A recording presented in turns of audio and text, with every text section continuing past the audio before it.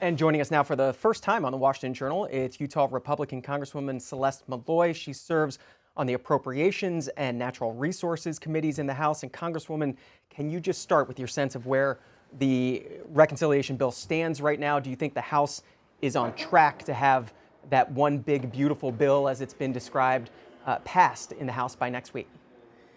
We're right on where we're supposed to be. My pilot friends would say we're right over the target.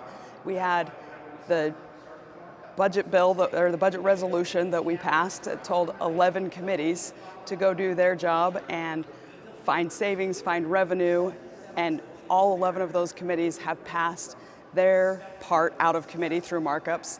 And now the Budget Committee gets to take all 11 of them, stitch them together, and turn it into that one big, beautiful bill we've all been talking about for 5 months now. And that Budget Committee meeting is set to take place at 9 a.m. Eastern, so less than an hour from now. Viewers, if you're interested, can watch that on C-SPAN 2 live from gavel to gavel. Here's one of the headlines about that meeting today, Congresswoman. It's from the Washington Times. Freedom Caucus threatens the timeline for the big, beautiful bill.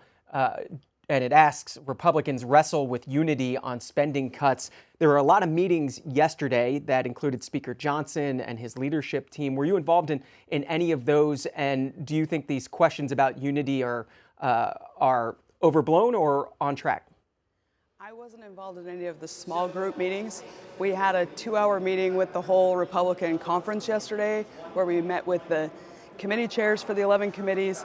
We went through what's in each of the bills. Everybody got a chance to ask their questions, make their comments. I've seen headlines for the last 5 months that Republicans are struggling with unity, and yet we keep hitting our targets. We keep moving forward. That's part of the process. We're a deliberative body. We're made up of 435 people who are each elected by a different constituency.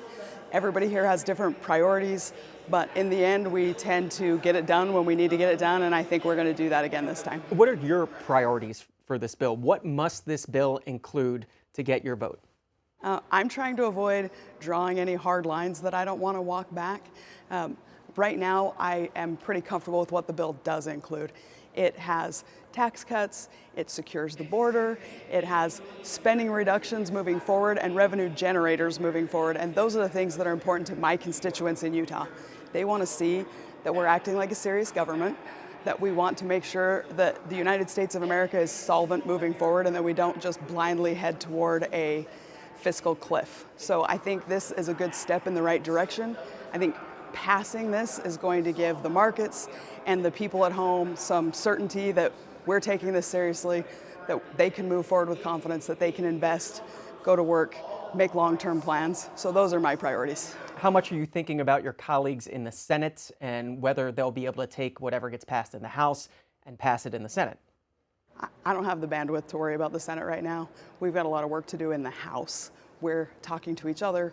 We're making sure that we can all get on the same page. It's a big bill and it's complicated.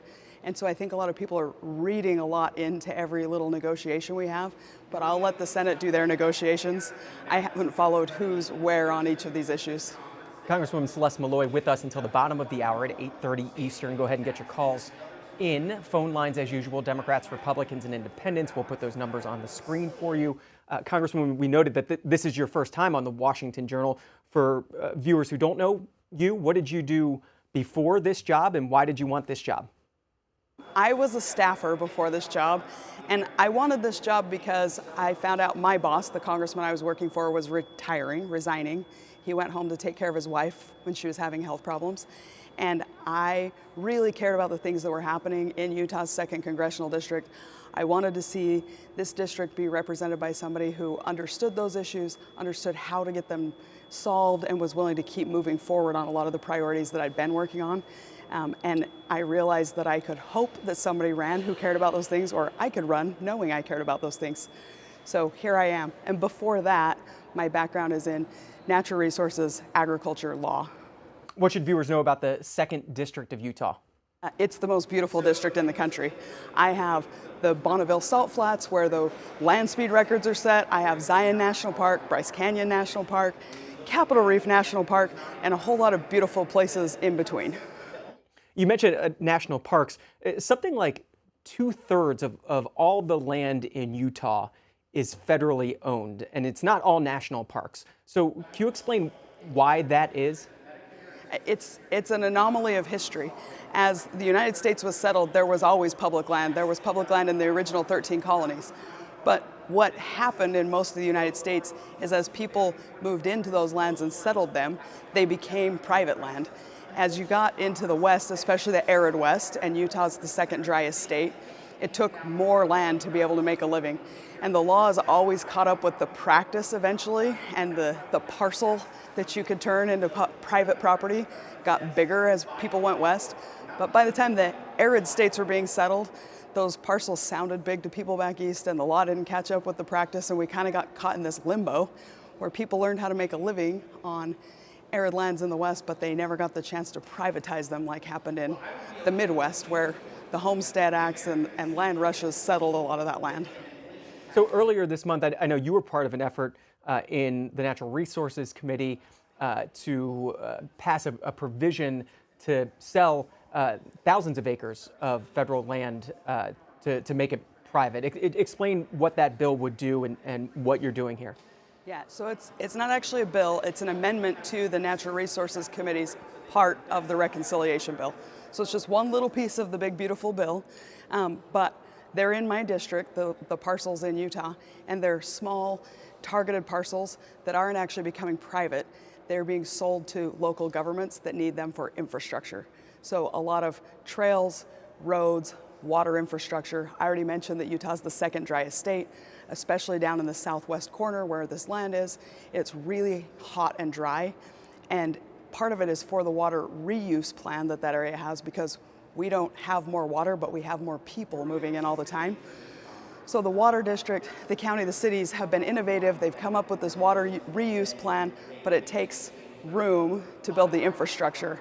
So some of those pieces are for that infrastructure. Some of them are to get people out recreating on the public lands that we've been talking about.